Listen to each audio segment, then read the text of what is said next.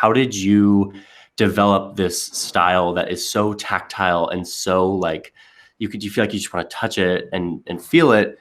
What's that process like to develop stuff like that from your standpoint? Well, a lot of that is Dion Lee, our art director, who I think some of the Video Lab members have met already in a clip that she did for the lab earlier on. But she's like, I would call her my fairy godmother if she wasn't like several years younger than me. But she has just an amazing way to elevate a lot of what we do. I mean, if you guys don't know, she designed the titles for Borders. She designed the titles for Atlas. She designed basically the identity of False Positive. And I can kind of screen share here if you guys want. Let's see, show you the style guide that she made for us. Can you see that? Yep, that looks great. So early on, we kind of discussed some references. I had pulled some things that I'd seen in true crime docs before. And then she created this style guide and templates for us. So this logo with this great kind of scanner effect and these nice kind of serif fonts.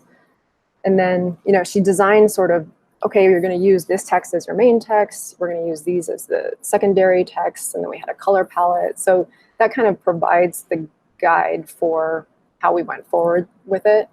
And then another thing we wanted to do was the editor on this series, Nate DeYoung, who did the initial cuts on all 3 episodes, had found this, I think they're the intro titles for a show called The Conjuring, which I've never watched, but they have this sort of transparency style that we thought was really cool. And so one thing we tried to do was use like an 80s style overhead projector.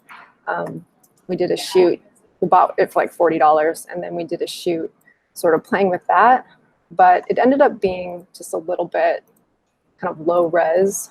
And so we landed on a light box, which is also a cheap thing that you can buy. And I printed these transparencies out. Well, I designed them in Photoshop and then printed them at like, I think it was Staples or FedEx or something. And then just did a shoot in our studio with the camera top down and just sort of played with all of these for a while. And that's something that I think helped add a little bit of visual interest throughout the series. Yeah. Yeah, it really did. And for something that took place at that time period, it didn't feel arbitrary. Like it felt like appropriate. Like it took us back to the technology being used at that time, which is a storytelling mechanism that I find like so powerful when you can place the aesthetic in the time of like what was happening and how people, you know, reviewed information at that time.